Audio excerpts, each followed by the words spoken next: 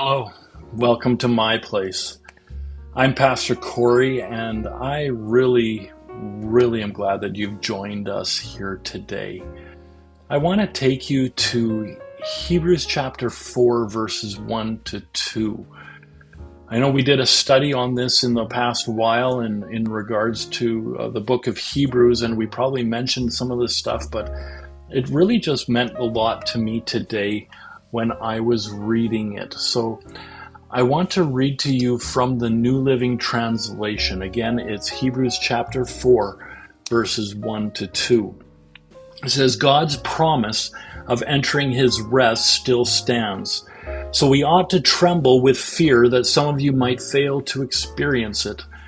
For this good news that God has prepared this rest has been announced to us just as it was to them. But it did them no good because they didn't share the faith of those who listened to God.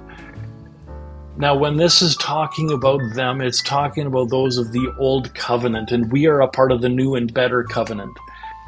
And, you know, September 1st has just passed us a couple days ago, and September 1st has always given me the sense of something new. It's interesting because January 1st is a natural place for new beginnings, and so is the first day of spring. But September 1st, at least in our part of the world, is the beginning of school. It's close to the beginning of the hockey season or the NFL season. Churches quite often start their programs fresh in the fall. So what does this have to do with the first few verses of Hebrews chapter 4? Well, it's rest. We have just entered a busy season, but we can't forget to rest. It's vitally important for you to not neglect the Word. It will give you rest. I encourage all students, well, actually everyone, I encourage you to make the Bible a part of your study time. Ask God, what do you want to talk about today? Then wait for an answer. It could be a thought, it could be a verse reference, it could be a topic. But trust the thought that comes and find it in the Word.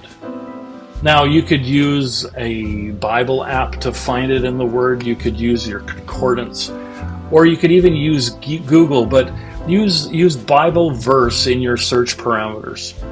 But then ask God, what do you want me to learn from this?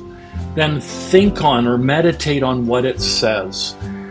And make a quick note or two. I really do encourage making the notes. And then thank God for his word. But it's important to not only hear what God is saying to you or read what God is saying to you or however it comes up. But it's important then to believe what he says and to obey what he says.